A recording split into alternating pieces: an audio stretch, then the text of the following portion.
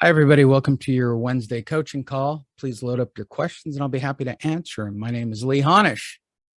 I'm the former head loss mitigator for IndyMac Bank's HELOC division, 30 plus years working distressed properties from every single side. Started on the bank side, started as a third party liquidating. I've been a property manager. I've been an asset manager. I don't think that there is too much I do not know about defaulted properties. Default property, for the sake of discussion, is 31 days at 5 p.m. You're actively in foreclosure. That's it. Bottom line. There is a link that I've sent to everybody on the coaching call. For those of you that are watching the replay, I'm sure there will be a link that will attach you to this page. On there is the most recent webinar. I would recommend the first 15 or 20 minutes. That's usually the most updated 10 facts about the market that are provable. In this particular one that I did yesterday, for the sake of discussion, I actually backed it up with articles and news stories to sort of showed my work, as they say in SAT land. And then down below, there are two very helpful resources for everybody. You can click on the state-by-state numbers and the eviction state-by-state. The first one is a Chicago Tribune article that will give you an update from about a month ago of what each and every state is doing and how many people are behind. And the other one is the NOLA. We were just talking about this, and this will give you the exact day that they can physically start to evict people on. And what I find most interesting is there are a lot of states that are straight up no's. They have no extensions. They have not, like they can be evicting tomorrow. And as I've said, the things to track on all of this are, when are they starting to physically evict people that are renters? Have filings gone up in regards to distressed property? And that's true, they have. We're not even at pre-pandemic numbers yet, right? So we're only seeing a very small portion of the market. That number is going to be about 1.5 million. My final answer is about 1.5 million distressed properties coming online between the end of the month and over the next 6 months to 12 months, 1.5 million or more. And here's why. And I say it on every webinar. 1.6 million forbearance agreements is 1.6 million people in default, which means 1.6 million people are going to have notations on their credit when they start reporting credit on October 1st. That is going to create an issue, right? So keep that in mind. They are estimating at Black Knight as well as NAR. I've read a bunch of articles where they expect half of those people, up to half of those people, to list their properties and bring those properties online. My biggest issue is still the interest rate. My biggest problem is still the overpricing. Those are the biggest issues with the market that are going to take it down. And then there's something else that I guess really needs to be talked about, which is the, raising the debt ceiling, and that Friday at midnight, the federal government's going to shut down. And then on October 6th, and by the way, the Republicans are holding this all hostage of turning it on and off. And I've been watching the whole thing play out. But on October 16th, it could theoretically, right, if they don't make these corrections, which I'm pretty sure if the one party, and remember, I'm not right or left. One party always disagrees with the other. In this particular case, the right is holding them up, right? And they want bipartisanship, whatever that means, since they're all in it together. But I think they really want to start the recession and bring the dollar back down to earth. And that would happen on October 16th. I mean, that's sort of the simplistic answer to all of it. For all of you in real estate, my answer is, okay, there's a shortage in real estate. We want to work one specific niche. And that one specific niche that I teach, that I work, is distressed properties, because more and more of those are coming online every single day. 26% uptick in the first 30 days of the moratorium being over. I would imagine that we have another increase over the next month. And before the end of the year, Q4, we'll see the first sort of big growth. The trick here is to go and do the marketing, get involved, tag houses. And it's very exciting for a lot of new people that have just joined the program because they're getting their appointments. So we will do a quick walkthrough and I'll go back to answering questions in about 10 minutes. When you get into Kajabi, all right, let me go to my website. You will sign in and you will have a library. Did I say it correctly? I got all the R's in, right? You will log into your library. In your library, you will have 3 funnels, right? First one, starting next week, will be an overview education. I'll let you guys know when I do all the videos for that. The second is the community page, and the third is the hub page. When you go to the hub page, I think that the first 2 items on the page are the most important. I think if you're not using our business card template, right? We give you a generic business card template with testimonial. You can print all your information on the back of it. I would recommend putting home advocates or putting the word certified home advocates or a logo. Maybe I'll design a home advocates logo with the web address on it and add that to the update for October. But whatever the case, right? This whole card setup is to get to the conversation, right? So if you're brand new, here's what we do. At the beginning of the month, I give you a marketing direction for the month and original scripting. So this month was real estate is broken. This month, we've been pushing the concept of, right? So you're marketing yourself. The idea is to create an icebreaker and to create a unique value proposition for your clients. So when somebody asks you, what do? You tell them, I fix broken real estate, right? That was this month's statement, which leads to, wow, what do you actually do? I work with distressed homeowners. This is where you can bring in the testimonial. And certainly what I think is most important, you get them to open up their Google and you tell them to type in home advocates, right? We still maintain lines 1, 2, and 3, period. Have them click on the distressed property main page and you are listed. Everybody is up to date at this moment. You are all listed on the front page. Boom. So you have a page 1 Google search, which goes back to my whole theory of building credibility by having someone Google you. That I think is one of the most valuable things that we are offering right now. And of course, you should be out dropping 12 marketing pieces per week. I recommend watching me do the work. I recommend watching Gilbert's video on your first appointment, but the 12-step process is the very beginning and it's broken down step by step, right? Just email us for your leads and, let us know your marketing. That would be extremely helpful. You just download. We've talked about this a million times. Just download your marketing pieces. Right.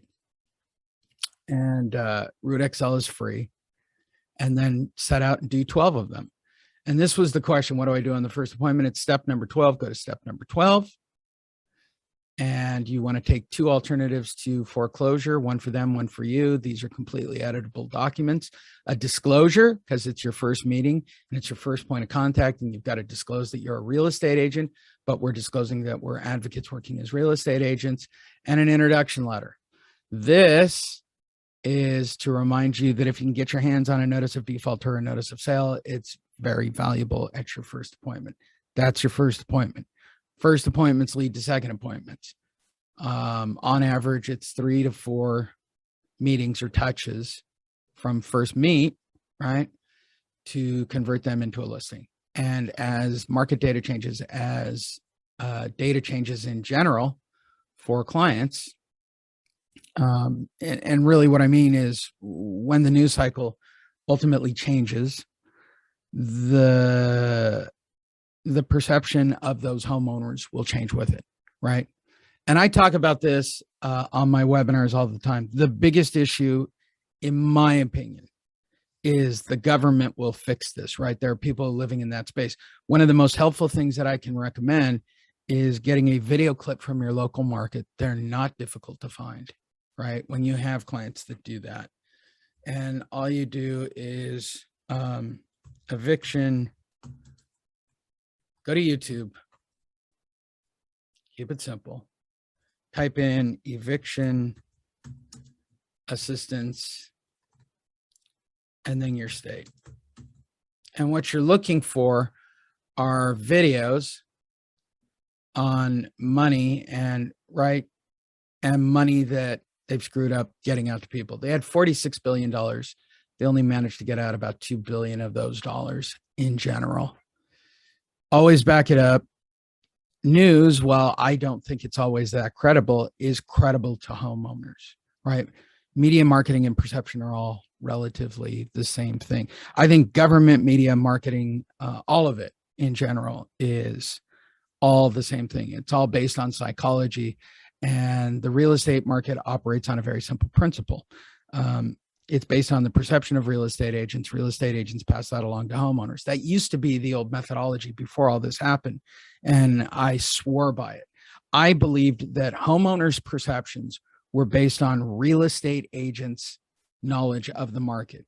And generally speaking, 80% of the real estate agents have no idea of what's going on in the national market. And that's generally what clients are aware of. They're aware of the national figures. While we all know that real estate in general is market to market, right? I'm in San Diego. It's different than Escondido. It's different than Santee, right? Individual markets dictate individual markets. But the perception of the homeowner in that house, including a distressed homeowner, is based on a national picture. And you have to take that in fundamentally, right? Don't make blind assumptions. Also, one of the 4 agreements, don't make assumptions. I've been pushing that anyway. And that homeowners understand what's going on, or that you'll be able to explain it to them. My conclusion is that explaining anything to anybody when they've made up their mind on a direction or a path is a difficult thing. So what you have to do is create overwhelming proof.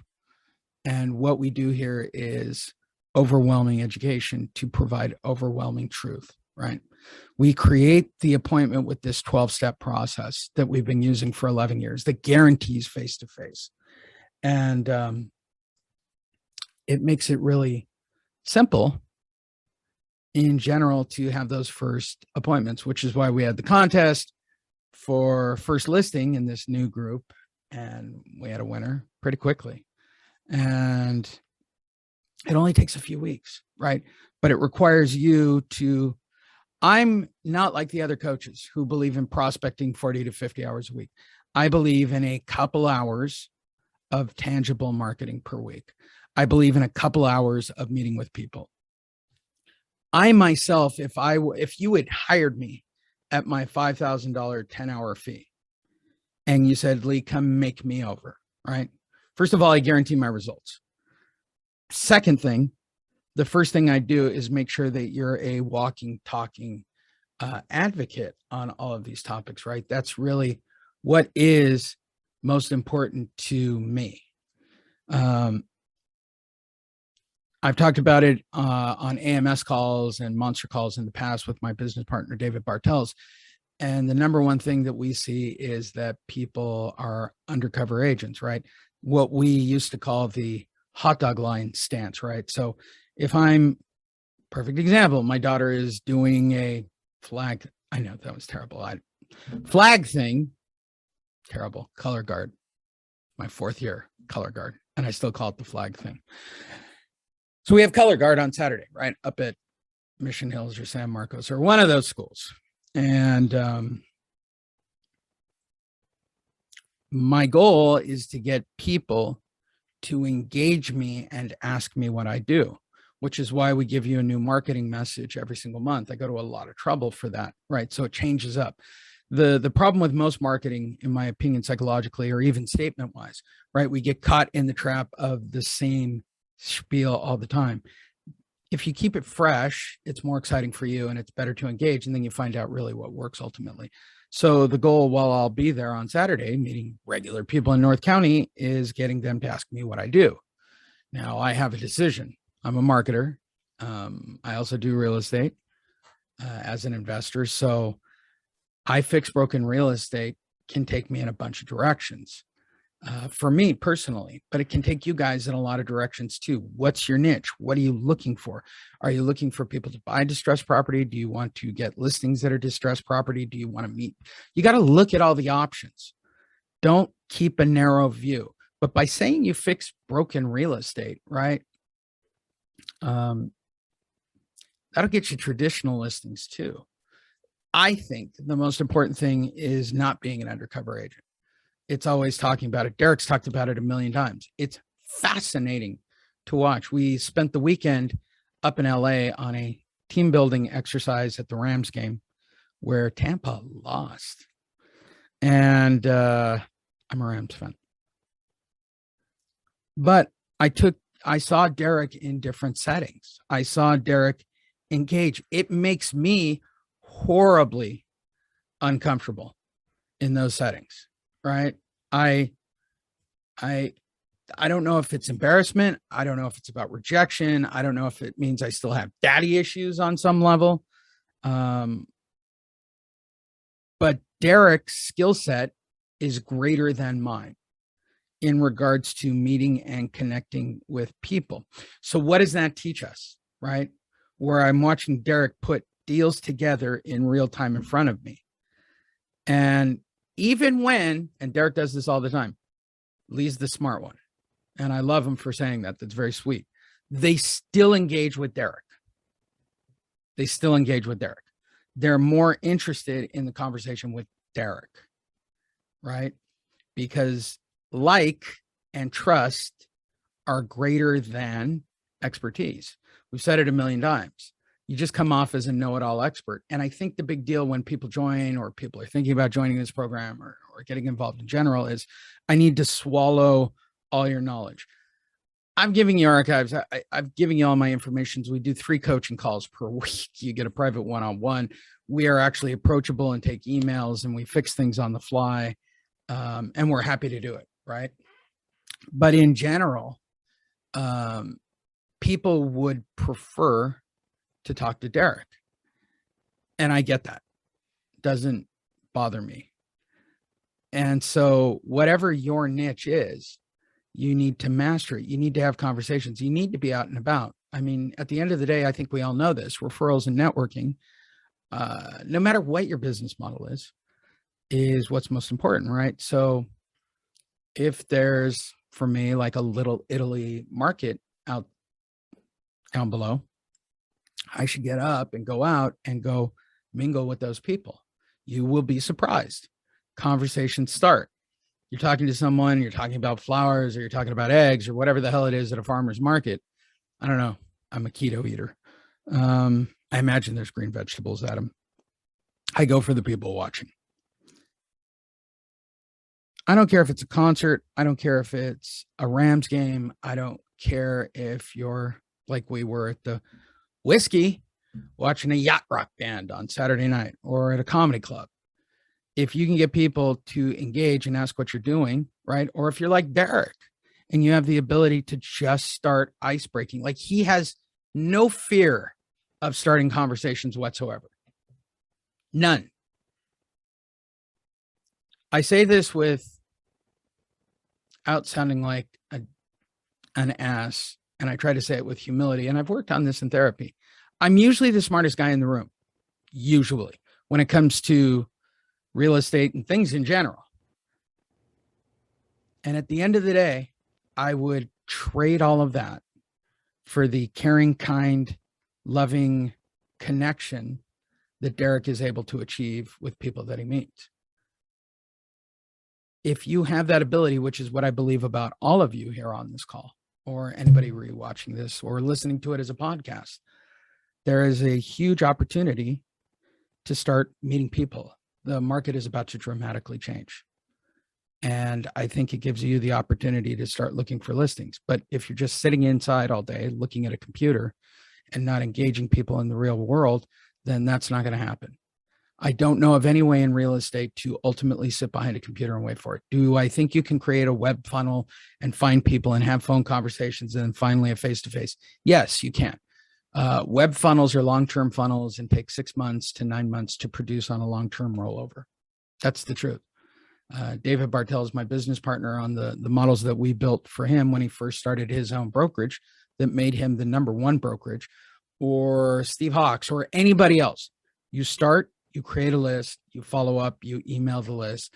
Those people pop out and have questions. Those become face-to-face. Our program jumps right in front of that. You're going straight to face-to-face. It's not a listing. Your first appointment is not a listing. It will never be a listing. It's not an opportunity to start for a listing.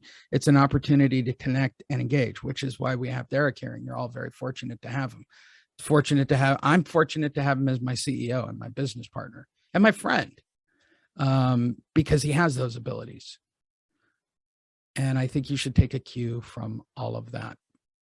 Again, I will add the link for everybody, so you have those resource tools. And if you're thinking about signing up or joining because you're on today's call, you can also go on that link and sign up. If you're an existing AMS or Monster user, send an email to lee@honish.io. Everybody who attends a webinar, is involved with us, or clicked on a link, we always invite you to Wednesday Q&A. The next half hour, I'll be answering questions. Thanks.